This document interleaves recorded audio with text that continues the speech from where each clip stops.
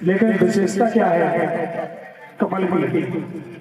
कमल की विशेषता है कि जल जितना बढ़ेगा उस पुष्प की नाल उतनी ही बढ़ती चली जाएगी। पुष्प जल में डूब नहीं सकता, चाहे जितना जल बढ़े। पुष्प जल में डूब नहीं सकता, जितना जल बढ़ेगा पुष्प की नाल, कमल की नाल उतनी बढ़ती चली जाएगी। लेकिन उस फूल को जो खिला हुआ है जल में डूबने नहीं देगी। यही भगवान के चरण कमल हैं। यदि भगवान के चरण कमल का आश्रय ले लिया जाए, गुरुदेव के चरण कमल का आश्रय ले लिया जाए, तो भवसागर में कभी डूब ही नहीं सकते, क्योंकि वो नाल ही इतना बढ़ेगी भवसागर में डूबने ही नहीं देगी। ये चरण कमलों की विशेषता है।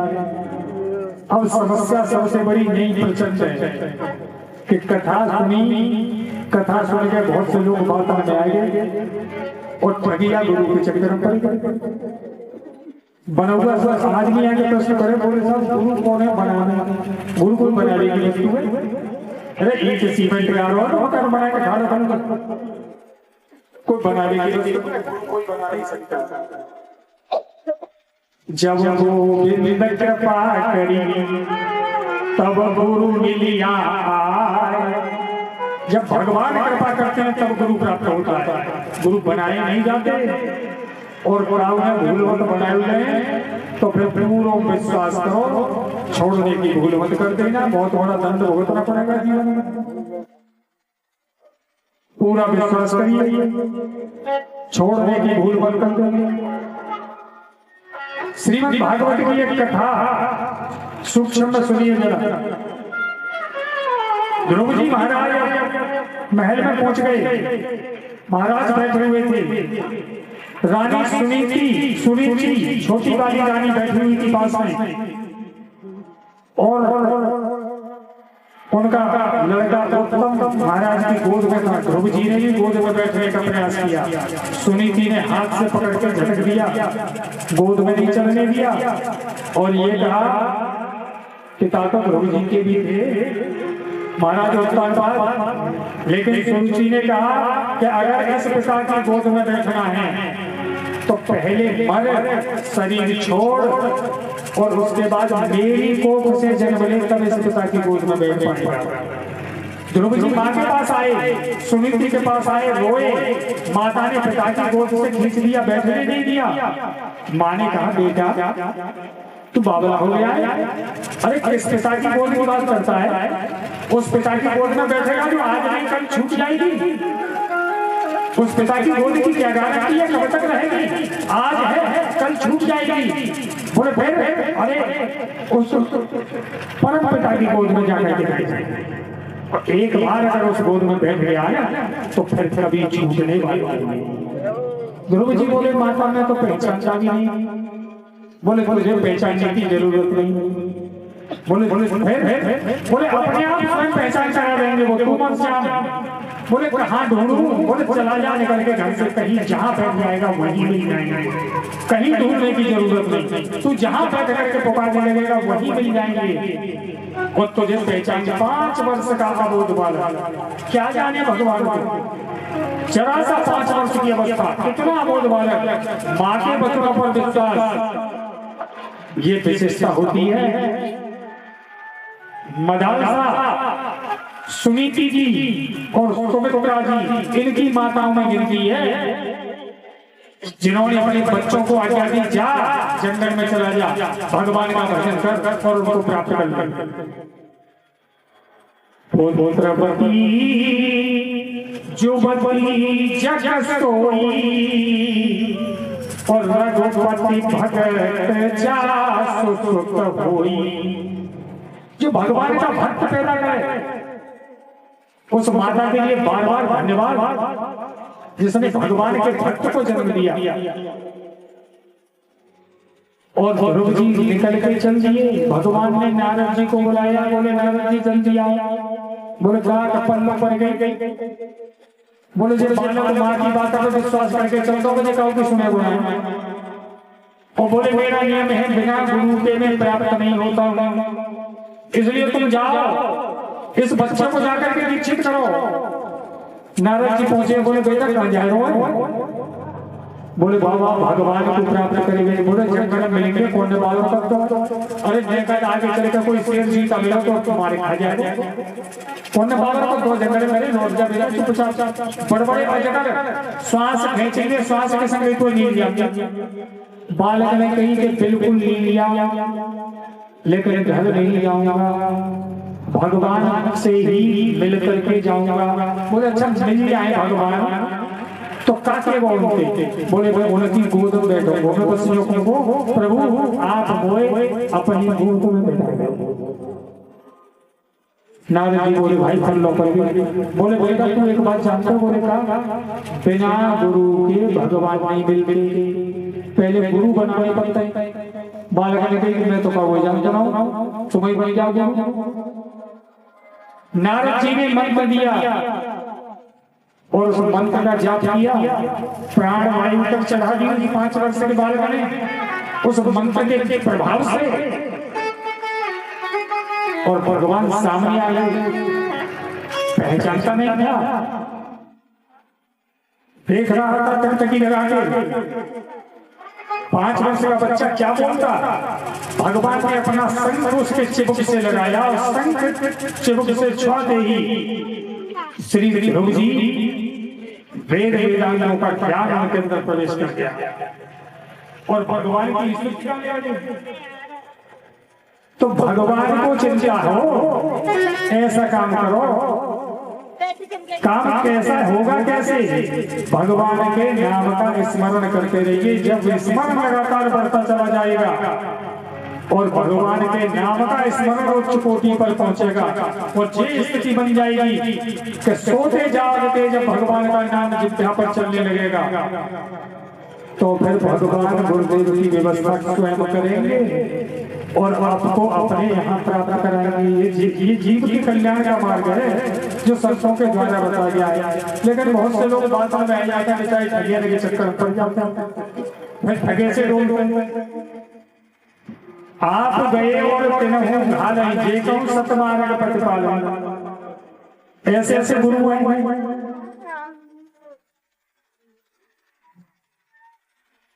तो ये गुरुदेव की वंदना करते हैं, गुरुदेव से चरण रज की बाबा जी ने मांगी। बोले आप मुझे अपने चरणों की रज दे दीजिए। क्यों? कि अंजन बनाऊंगा। जटासु अंजन अंजित रग। ये जो राग द्वेष आ गया है ना नेत्रों में, ये राग द्वेष समाप्त करना है और राग द्वेष समाप्त होगा आपके उसी बनाए हुए अंजन से। चरणों की रज से अंजन बनाया और बना करके मानस की रचना आरंभ करते हैं और सत्संग की महिमा बताते हैं। बिनु सत्संग विवेक होई, बिनु सत्संग विवेक होई, बिनु सत्संग विवेक होई, बिनु सत्संग। बिना सत्संग के क्या नहीं हो सकता और सत्संग कैसे मिलेगा? राम कृपा से सुलभ सोई, राम कृपा सुलभ सोई, राम कृपा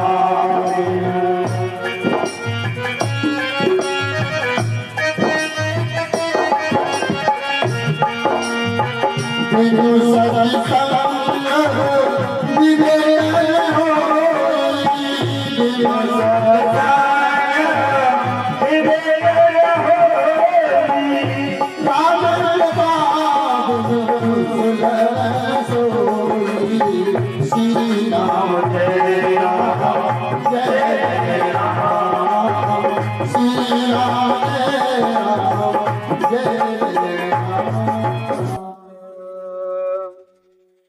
विवेक क्या होना चाहिए? अच्छे और बुरे का ज्ञान, पाप और पुण्य का ज्ञान, धर्म और अधर्म का ज्ञान। संस्कृत के लिए कवि ने लिखा है नीर चीर विवेके हंसालस्यम तवेव तनुसेचे विश्वस्मिन् धुनान्य कुलवृतः पालयष्यति कः। हंस कौन है? हंस को उपाधि दी गई है संत की। दूध पानी के अलग करने में यदि हंस ही आलस कर जाए तो इस संसार में कुलव्रत की मर्यादा का पालन फिर कौन करेगा? तो हंस कौन है? संत। और संत हमेशा उस मर्यादा का पालन करते हैं। संत क्या है? दो तरह से संत प्राप्त होते हैं। मानस में दो तरह का वर्णन है। एक श्री हनुमान जी महाराज विभीषण जी के दरवाजे पर पहुंचे। प्रातःकाल भोर का समय है, 4 बजे के लगभग, और विभीषण जी राम राम करके जगे। और जगने के बाद जब मुलाकात हुई तो उन्होंने कहा कि लंका में राक्षस हैं जी महाराज कहां के प्रकट है। और जब वार्तालाप हुआ तो विभीषण जी ने कहा कि आप तो मुझे भगवान ही की, तुम राम दीन अनुरागी, आप ही साक्षात राम है। बोले भैया मैं राम नहीं हूं। बोले राम नहीं हो? बोले हाँ। तो फिर उनके कोई दास हो? हनुमान जी महाराज ने कहा भैया हम तो पूरी तरह से उनके दास भी नहीं। लेकिन विभीषण जी से जब वार्तालाप हुआ तो विभीषण जी झूम करके नाचने लगे। और नाच करके एक साथ विभीषण जी ने श्री हनुमान जी महाराज से कहा अब मोहे भरोसा हनुमंता बिनु हरि कृपा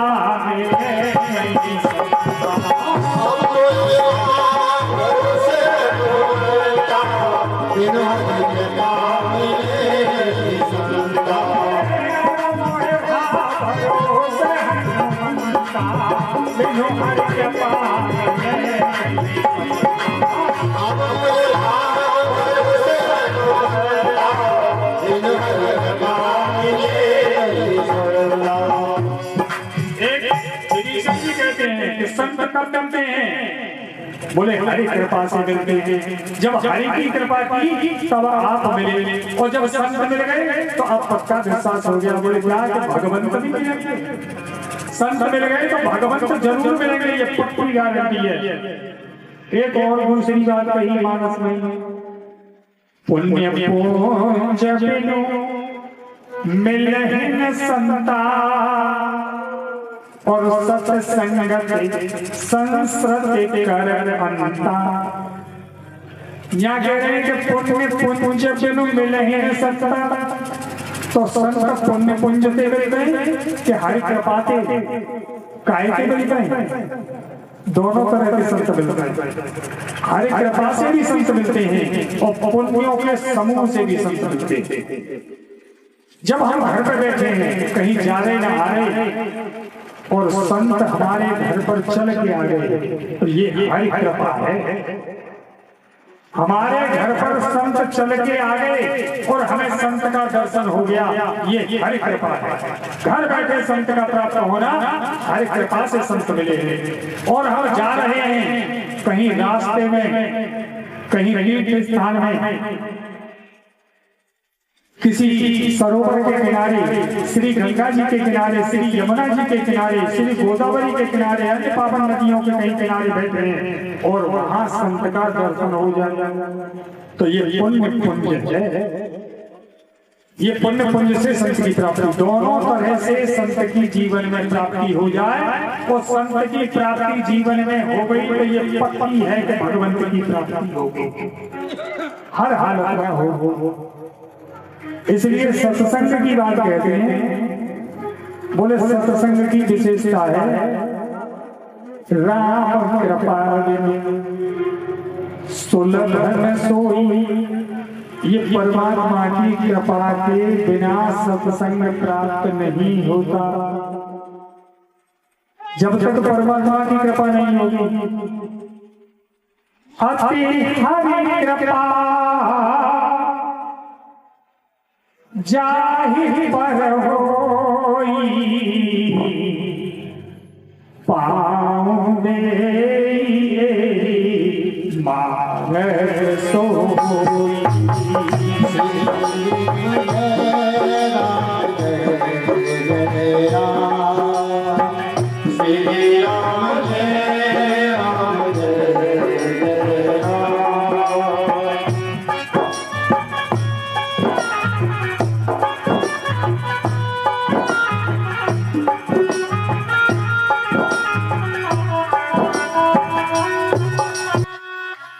जिस पर अति हरि कृपा हो जाए, हरि कृपा अति हरि कृपा, अति हरि कृपा जिस पर हो जाए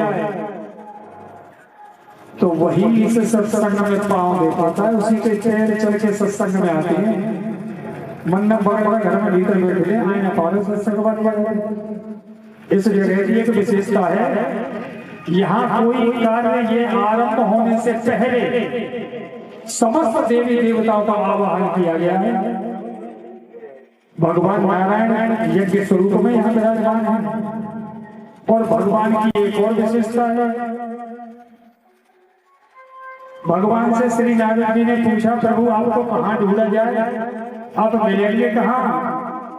तो भगवान ने क्या जवाब दिया नारद जी को, नाहं वसामि कुंठे योगिना हृदयेन च मद्भक्ता यत्र गायन्ति तत्र तिष्ठामि नारद। भगवान कह रहे हैं कि ना हम वसामि वैकुंठे, न तो मैं वैकुंठ में रहूंगा। बोले तो योगियों के हृदय में, योगी तो ध्यान में रहते हैं आपके पकड़े हर समय। बोले योगिना हृदयेन च, योगियों के हृदय में नहीं मिलूंगा। बोले फिर कहाँ मिलोगे? बोले मद्भक्ता यत्र गायन्ति, मेरे भक्त जहाँ बैठ करके मेरा गुणगान करेंगे तत्र तिष्ठामि नारद, नारद में वहीं बैठा हुआ मिलूंगा। तो जहाँ भगवान के भक्त इकट्ठे होकर के एक स्थान पर भगवान को गाते हैं, पुकारते हैं, वहाँ भगवान बैठे मिलते हैं। गोविंद हरे गोपाल हरे, जय जय प्रभु दीन दयाल।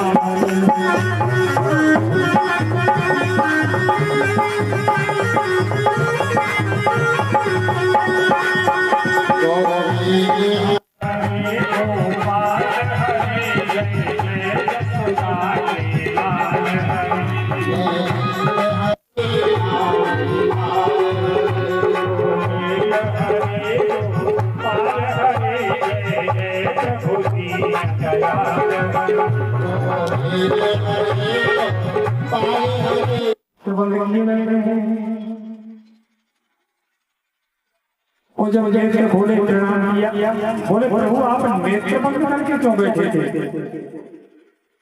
बोले आप ही किसी का कोई ध्यान रख रहे थे? बोले हाँ नारद, मैं भी ध्यान रख रहा था। बोले किनका? बोले मैं उनका ध्यान कर रहा था जो हर समय मेरे ध्यान में लगे रहते हैं, जो हर समय मेरे गुणगान में लगे रहते हैं, मैं उनका ध्यान कर रहा था। गीता में भगवान कहते हैं श्री अर्जुन जी से, ये यथा मां प्रपद्यन्ते तांस्तथैव भजाम्यहम्, जो मुझे जैसे भजते हैं मैं भी उनका भजन वैसे ही करता हूँ। तो भक्त भगवान को भजते हैं और भगवान हमेशा भक्तों के भजन में लगे रहते हैं। आज प्रथम दिवस कथा आरंभ में कुछ विलंब हुआ है, लेकिन कल से कथा ठीक 1 बजे आरंभ होगी। नवद्वीप की ये कथा है, लेकिन ये अथाह सागर है और इस अथाह सागर को या तो भूत भवन भगवान भोलेनाथ जानते हैं, या श्री हनुमान जी महाराज जानते हैं, और या स्वयं भगवान बनते हैं, या संतों के पास ये महिमा है। यहाँ तो जो कुछ भी संतों से सुना है, प्रसाद प्राप्त हुआ है, वो आपको देने का प्रयास किया जाएगा। और सत्संग की महिमा जीवन में बाबा जी ने मानस में वर्णन की है कि अच्छे बुरे ज्ञान विज्ञान इन सबका ज्ञान सत्संग के ही माध्यम से प्राप्त होता है। बाबा वंदना प्रसंग में सबकी वंदना करते हैं, देवताओं की वंदना करते हैं और अंत में तो दानवों की भी वंदना करते हैं। बहुरे बंदे खल जन सत्य भाई, दुष्टों की भी बाबा वंदना करते हैं। बोले भैया वंदना कैसे कर रहे हैं? बोले सत्य भाई, सच्चे भाव से, कोई दिखावा नहीं कर रहे। बाबा लिख रहे हैं कि सत्य भाई, सच्चे भाव से वंदना कर रहा हूं, कोई दिखावा नहीं कर रहा। दुष्टों का काम क्या है? जे दिन काज दाहिने उबाए, तो बिना काम के दाहिने हो फिर भी बाएं बन जाते हैं, उनका काम करने लगते हैं। बिना काम के उनका कोई काम नहीं, इसलिए दुष्टों की भी वंदना कर रहे हैं। बोले भैया हम तो तुमों को चरण नवाए, शीश नवाए, और दुष्टों की तो बात छेड़ो। प्रेत पितर गंधर्व, प्रेत पितर गंधर्व बतम किन्नर रजनीचर, कृपा करो अवसर। सबकी वंदना बाबा जी कहते हैं। और जहां सबकी वंदना हो, जहां शीश झुकने में कोई समस्या न आ रही हो, समस्या तो शीश झुकने में, अब तो परिपाटी और ऐसी चल गई है कि झुकरो बहुत बड़ो काम। बहुत तक हाथ पहुंच जाए तो बहुत अच्छी घड़ी बटी मान मान, बहुत तक होना और हाथ जोड़ के प्रणाम बुजुर्गों को करने की परिपाटी थी, तो हाथ जोड़ सर ऐसे हाथों दी सही ना तो कर कारवा सिर हिला लो, तो हाँ कर रो है कि ना कर रो है, तो चली नहीं कर, सब चल रही है गाड़ी। क्यों? कि जिन बुजुर्गों से संस्कार प्राप्त होते हैं उनके पास बैठना उठना बंद कर दिया, उनकी बातें अच्छी नहीं लगी बुजुर्गों को। लेकिन ये मानस जिस घर में इसका पाठ होता है, जिस घर के सदस्य से मानस की चौपाइयां घर में पढ़ते हैं, ये कल्याण करने वाला है।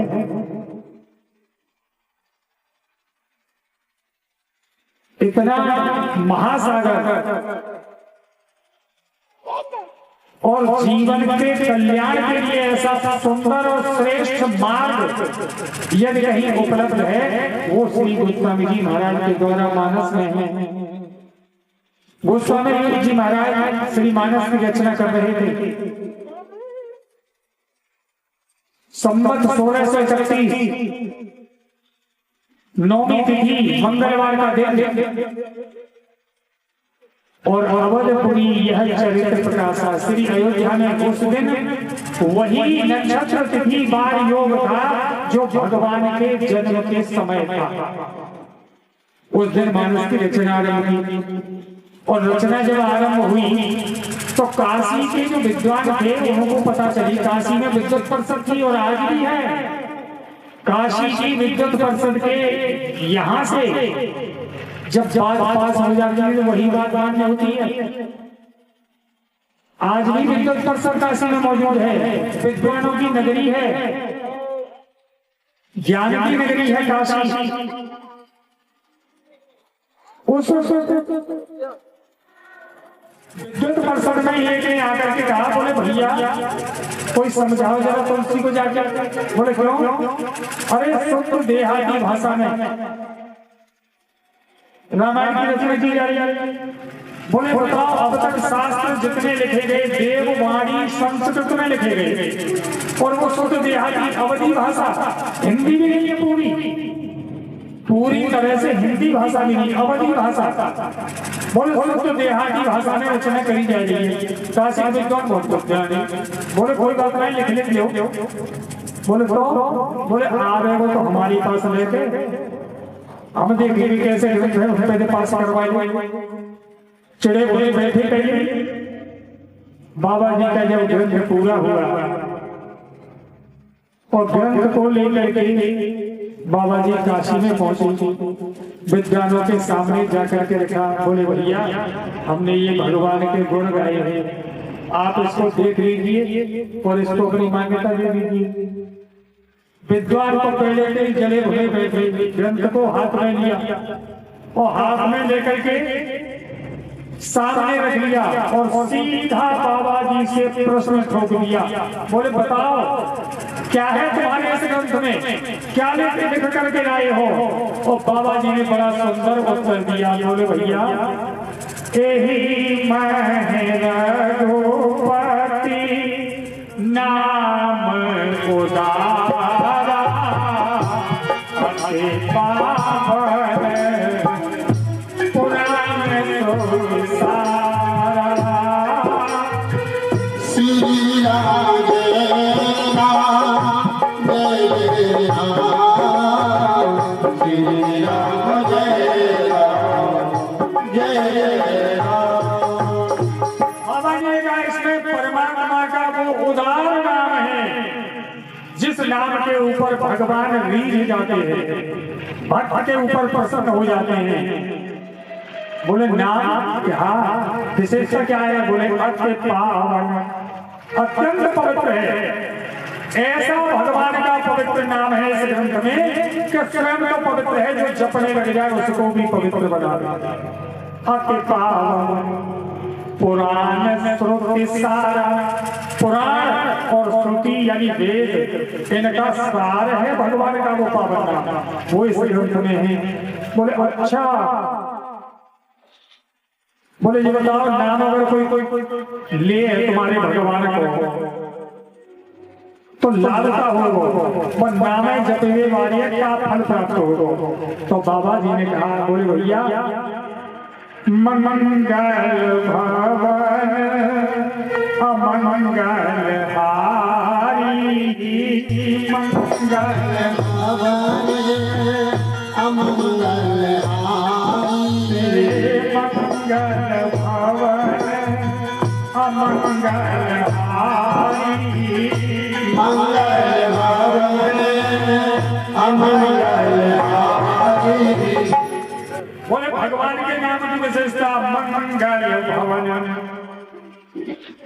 अमंगल हारी। मंगल का भगवान कल्याण करने वाला है भगवान का नाम, और कल्याण ही नहीं करता, अगर कोई अमंगल होने वाला है उस जीव के पास में, जो जीव भगवान का नाम जप रहा है उस अमंगल को भी नाम दूर कर देता है। अमंगल हारी।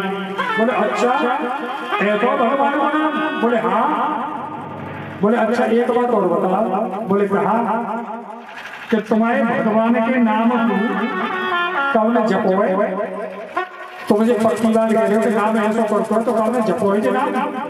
अब के बाबा जी बोले ठीक इन्हें उदाहरण, बोले हाँ जपोए। बोले कौन ने? बोले तुम्हारे बाप दादे ने।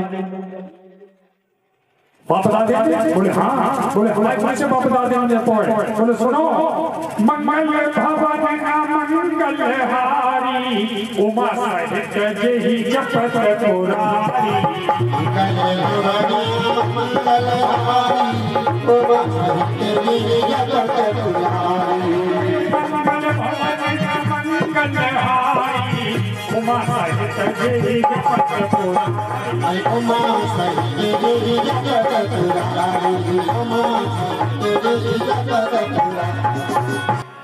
बोले भगवान भोलेनाथ ने जगदम्बा माता पार्वती के साथ ये नाम लिया है। अब जावा कैसे काटा? अब जे काशी विद्युत परिषद वाले भगवान विश्वनाथ के नाम पर चुप हो गए। बोले अच्छा है पाया, सो तो एक काम करते हैं, भगवान विश्वनाथ के मंदिर में श्री रामचरितमानस बाबा जी के हाथ की लिखी हुई प्रति सबसे नीचे रखी गई, उसके ऊपर पुराण शास्त्र सब रखे गए और वेद रखे गए, और भगवान विश्वनाथ के मंदिर के कपाट बंद कर दिए। बोले हम तुम्हें बोलेंगे, ये देखते हैं कि इतने पुराण शास्त्र वेदों का वजन ये मानस साध लेगा, इतना वजन ऊपर रख दिया। बोले ये देखने प्रति को कहा हो तो सवेरे तक ये वजन साध लेगो।